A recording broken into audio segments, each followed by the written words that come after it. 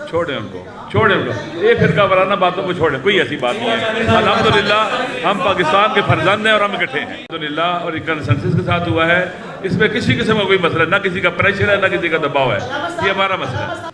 جس کسی نے پاکستان تحریک انصاف کو کٹن مشکل وقت میں چھوڑا ہے، اس کی واپسی کا رستہ صرف ایک شخص کر سکتا ہے، اور وہ ہے قیدی نمبر 804۔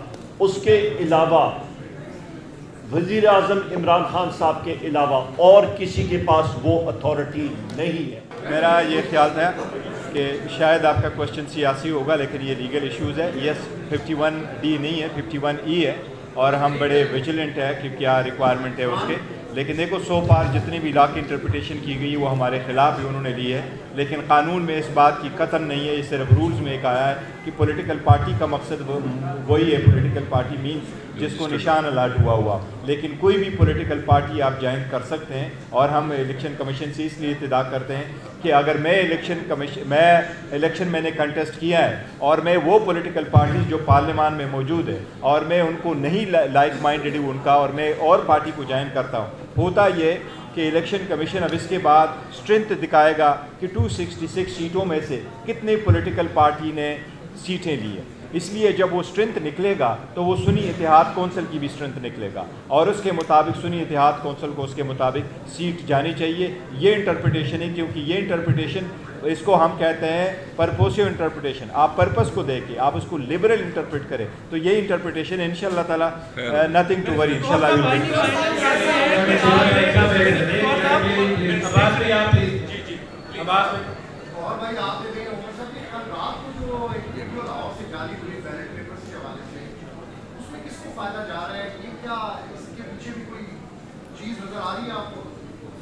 آپ اسے کچھ جی دیکھیں، ہم یہ کہہ رہے ہیں کہ جتنی بھی دھاندلی ہوئی ہے وہ سب دنیا نے دیکھی ہے۔ بعد میں جو لسٹیں چینج ہوئی ہے اور جو فارم 45 کے مطابق رزلٹ نہیں آیا، اس کے متعلق ریلیٹڈ کوئی بھی ایویڈنس آ جاتا ہے، وہ جہاں سے بھی آ جائے اور جو بھی اس میں انوالو ہو اس کے تہ تک جانا چاہیے۔ دیکھو یہ پبلک مینڈیٹ کا ایشو ہے، اور کسی بھی صورت کسی بھی الیکشن میں کسی بھی قسم کی دھاندلی اور ریگنگ کسی صورت نہیں ہونے چاہیے۔ تو ہم انکوائری کا پہلے مطالبہ کر چکے ہیں، بالکل یہ بھی اس کو ایڈ کریں، جہاں سے بھی ہوا جو لوگ انوالو ہے وہ سامنے آنے چاہیے۔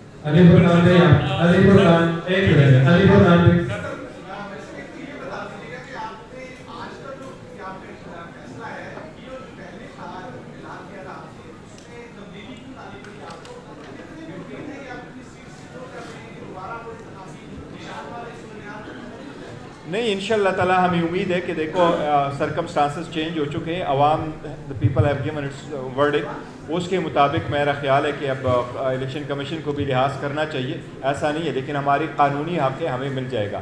دوسری بات ہے، ہم نے کسی فیصلے میں چینجز نہیں کی، ہماری پہلے سے بات چل رہی تھی، اور علامہ صاحب کے ہم بڑے مشکور ہیں، ان کی تشریف آوری سے ہمیں بڑا آنر ملا ہے، ان کے آنے سے اور ان کی ٹیم کے آنے سے۔ اور ہماری جس طرح انہوں نے کہا ہے، فرمایا ہے، ہم ابھی بھی گلگت بلتستان میں بھی ہیں، ہم ان کے پاس سیٹ ہے، ہم نے ان کو سپورٹ بھی کیا ہے، اور انشاءاللہ تعالیٰ ہمارا سپورٹ وقت ہوگا۔ یہ ہم سب نے مل کر کے، اس لیے تو اکٹھے سارے بیٹھے ہیں، تو ہم نے کوئی فیصلہ چاہیے کہ سارے انڈر کنسیڈریشن ہیں، تو اس لیے یہ فیصلہ کیا گیا ہے۔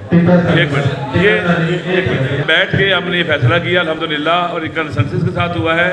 اس میں کسی قسم کا کوئی مسئلہ، نہ کسی کا پریشر ہے، نہ کسی کا دباؤ ہے، یہ ہمارا مسئلہ ہے۔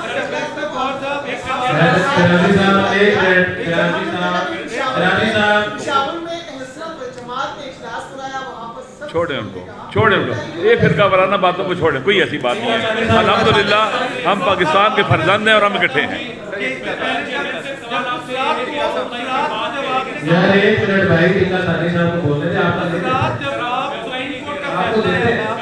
آزاد حیثیت میں آپ نے جمع کروائے، اچھا وہ جو لسٹ تھی خواتین کی ریزرو سیٹوں والی، وہ کیوں نہیں جمع کروا سکے؟ کیونکہ ماہرین کہتے ہیں کہ اب آپ کو شاید لوز نہ کرنی پڑ جائے وہ سیٹیں، اس میں کیا کیا آئینی پہ چیز کیا؟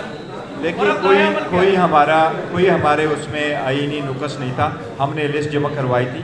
ہمارے جو ریزرو سیٹ ہے، چاہے وہ نان مسلم کی ہے چاہے وہ وومن کی ہے، ہم نے لسٹ وہاں جمع کرائی تھی۔ ہمارے کینڈیڈیٹ نے نامینیشن پیپر بھی فائل کر دیے تھے، بعد میں الیکشن کمیشن نے ان کی اسکروٹنی نہیں کروائی تھی، اور اپنا شیڈول چینج کروایا تھا کہ 13 تاریخ تک کریں گے، اور 13 تاریخ کو آپ کو معلوم ہے کہ سپریم کورٹ کا فیصلہ آیا تھا، اس لیے وہ رہ گیا تھا، ان کی کوشش تھی، تو پہلے بھی ہم نے جمع کی تھی۔ मेरा सवाल है 9 मई के बाद तहरीक इंसाफ के बड़े बड़े नेता लोग पार्टी पर जब मुश्किल वक्त आया वो पार्टी छोड़ के चले गए। अब जबकि 9 फरवरी के बाद तहरीक इंसाफ की पॉलिटिकल पोजीशन स्ट्रेंथन हुई है, तो क्या परवेज खट्टर, महबूब खान, फवाद चौधरी, असद उमर जैसे लोगों के लिए तहरीक इंसाफ दोबारा से अपने दरवाजे खोलने को तैयार है या नहीं? और दूसरा सर इसमें फिक्री सवाल ये है, मौलाना फजलुर रहमान का कहना है कि उनको पीटीआई के जिस्मों से नहीं उनके दिमाग से मसला है। सर आपके चेयरमैन सेक्रेटरी जनरल है, आप पार्टी चेयरमैन है, वो कौन सा दिमागी मसला है जिससे मौलाना साहब को बहुत दिक्कत हो रही है? देखिए मौलाना साहब जो भी वो जिक्र कर रहे हैं, लेकिन मैं उनको कन्फाइन कर रहा हूँ कि देखो हम एक स्ट्रगल में तो एक साथ है। हम कह रहे हैं कि जो दानली हुई है इसके हिसाब से हमारी मीटिंग हुई है। बाकी पॉलिटिकल पार्टीज़ होती हैं, हर एक अपना बयानिया होता है, वो बयानिया लेके चल रहे होते हैं। ज़रूरी नहीं है कि आप उस बयानिए से एग्री करके आगे बढ़े। तो मौलाना साहब का राइट है अगर वो कहते हैं किसी से उसका शिकवा है, लेकिन हमारा जो उसके साथ जिस तनाजुर में गए थे कि आप इस मैटर में आप आगे साथ ले जाएं। बाकी जो लोग खान साहब को छोड़ चुके हैं और जो प्रेस कॉन्फ्रेंस कर चुके हैं, वो हम उस वक्त उनको टिकट नहीं दे रहे थे, लेकिन पाकिस्तान तहरीक इंसाफ वो अपने अवाम और वर्कर और सपोर्टर की नीयत को और तरीके को और उनके सेंटिमेंट को देखती है। तो हमारी पार्टी अल्हम्दुलिल्लाह पहले भी स्ट्रगल करती गई और आइंदा भी स्ट्रगल करती रहेगी। सब ने देखा जो पाकिस्तान तहरीक इंसाफ को छोड़ेगा वो अकेला रहेगा। बात की है, जिस किसी ने पाकिस्तान तहरीक इंसाफ को कठिन मुश्किल वक्त में छोड़ा है, उसकी वापसी का रास्ता सिर्फ एक शख्स कर सकता है और वो है कैदी नंबर 804। उसके अलावा वज़ीर आज़म इमरान खान साहब के अलावा और किसी के पास वो अथॉरिटी नहीं है। वेरी क्लियर जनाब। एक सेकंड। एक नंबर आपने ले लिया है और अनडाउटेडली आप बहुत सारी रुकावटों को दूर करके यहाँ पर आए। तो ये बताइए कि खान साहब भी कहते हैं कि मैं बात करने के लिए तैयार हूँ, जो पावर्स है दैट भी जिन्हें कहते हैं एस्टैब्लिशमेंट कह रहे हैं। तो उमर साहब आपकी भी एक पूरा तजर्बा है, ताल्लुकात हैं, गौहर साहब के भी हैं, रऊफ साहब, आप सारे से हैं। तो कोई बात हो रही है कि आप मरकज़ में जब कहते हैं कि हम गवर्नमेंट फॉर्मेशन करेंगे या केपी में करेंगे तो कोई रुकावट नहीं आएगी? ये जो एक टेंशन की फिजा है वो डिफ्यूज होगी, तो कोई आप रोल प्ले कर रहे हैं, तो बात की हुई है कि आगे बात बढ़ी? बड़ा अच्छा सवाल है आपका और उसका जवाब ये देखिए,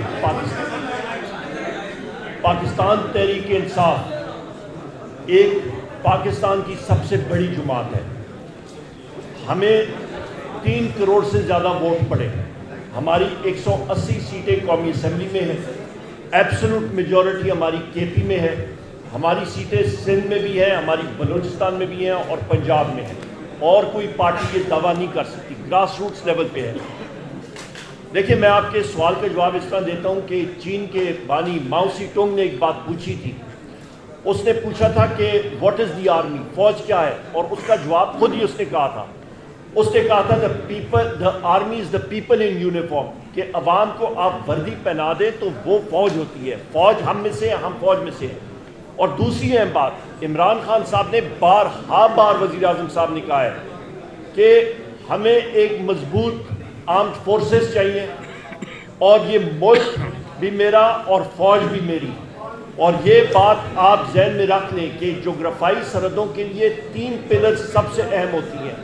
नंबर 1 आपकी मजबूत मईशत, नंबर 2 कौमी हम आंगी जिसकी आज यहाँ पे आप मिसाल दे रहे हैं, और मईशत भी पाकिस्तान तहरीक इंसाफ के वक्त 6% पे ग्रो कर रही थी। तीसरी एक मजबूत दिफाई सिस्टम।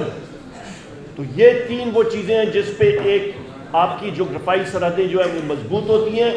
तो हमारी ओपन ऑफर है सारों के साथ कि हम पाकिस्तान के लिए काम कर रहे हैं।